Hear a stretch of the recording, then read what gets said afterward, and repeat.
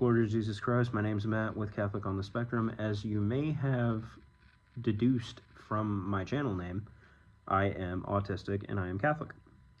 I was undiagnosed for most of my life. I had no idea that I was autistic. Growing up, people knew that there was something different.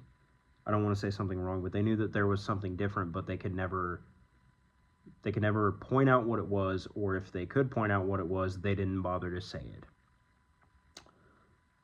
For example, how I could not function socially at all, but in, I don't know, like 3rd, 4th grade, something like that, I was reading at a college level.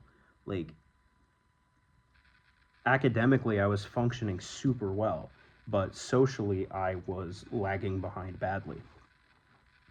I would have sensory issues where certain sounds would set me off. Certain things would put me into shutdowns. Certain things would put me into meltdowns. I dealt with this for most of my life, not having any idea what it was, knowing that it was something, not knowing what it is. And it wasn't until my 30s that I started to suspect autism, and then it was diagnosed. Undiagnosed autism is a very prevalent issue in our society because back in our generation, there was not as much understanding of autism as there is now. Autism was very heavily underdiagnosed back then, particularly autism in girls. Autism in girls was a lot more undiagnosed, or a lot less diagnosed is probably a better way to word that, than autism in young boys. And part of that is because girls, with the way they're raised, they tend to generally mask better. Masking is where we kind of adapt to what we feel like society expects, and we just model our behavior after that, even if we don't understand it. Masking can be a survival mechanism, but it can also damage us because there's a point where you mask so much that you don't know who you are really. Autism was and is often misdiagnosed as bipolar or severe anxiety or things like that. Autism requires a different type of assessment to really pinpoint. And the DSM-5 is very specific on what is needed to achieve an autism diagnosis. So I recommend that you go and you read the DSM-5. I was also not Catholic for most of my life. I was an anti-Catholic Protestant. So I was raised with the belief that Catholicism is evil, that Catholicism is from the devil, that Catholics are brainwashed, that they worship Mary, blah, blah, blah, blah, blah. All of it. All of it. I was the one making those arguments. Until in my 30s, just maybe a couple of years after I found out that I was autistic, then I found the Catholic faith, and now I defend the Catholic faith. That's one of the whole points of my channel, is to defend the Catholic faith and represent Catholicism from the perspective of an autistic person. I don't see a very big presence of people really talking about being Catholic and autistic at the same time. And that's one of the things that I'm trying to help with my channel, is I'm trying to put another voice out there. Well, Father Matthew Schneider is a priest who is also doing that with his social media. I believe his handle is the Autistic Priest. Correct me if I'm wrong, Father.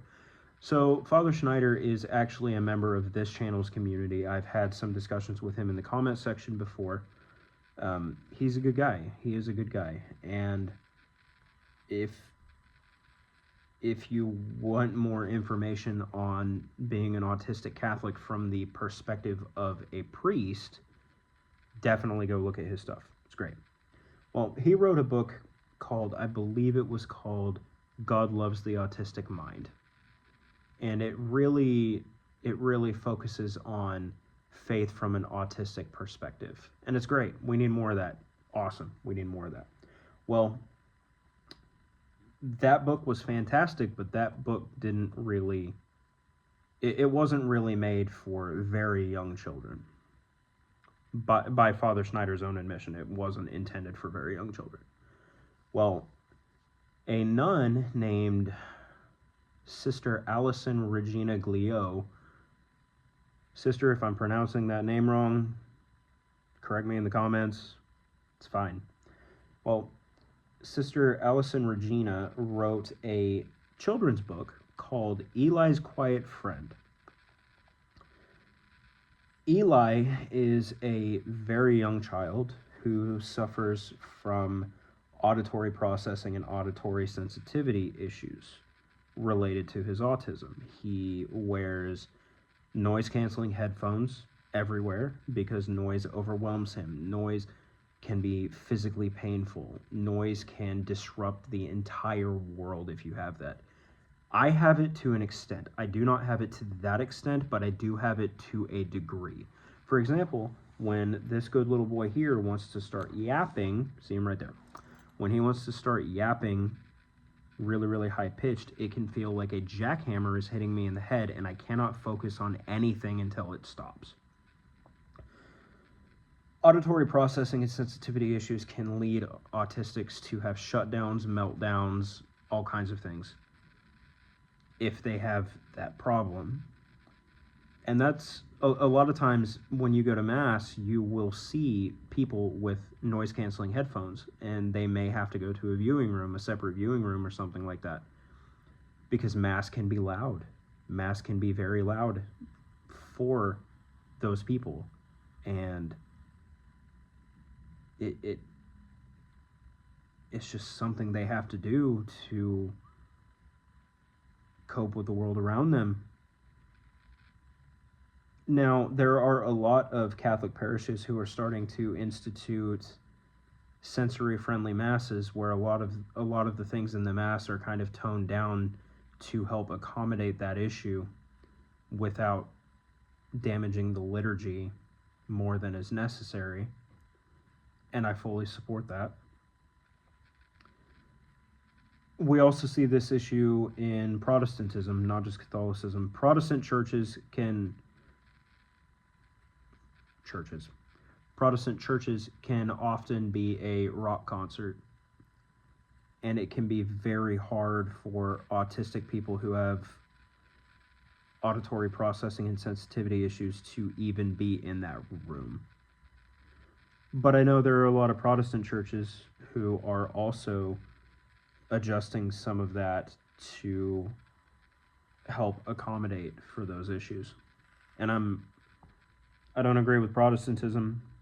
I'm a former Protestant. I left it for a reason.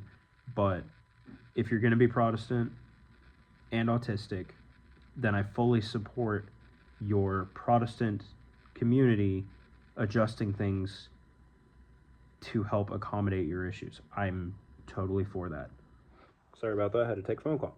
So Eli is having a really rough time with these auditory issues. The world around him just seems overwhelming, and he doesn't know what to do about it. He goes to his grandma, who talks to him about his namesake from the Bible, Elijah, and how Elijah would seek God in the earthquakes and the wind and the very loud things of the world, but Elijah truly found God's voice in the tiniest whisper. And then she gets him to adoration, where he gets to spend time with Jesus in the Blessed Sacrament, and it really wakes something up for him. And I think that this is a very important message for autistic Catholics and the Catholic community in general, and honestly the entire Christian community. I think that even if you're not Catholic, you can get something good out of this book, because it really brings awareness to these issues of these people that you may see, but you may not fully understand what they're going through. We need more representation of autistic Catholics and autistic Christians in general.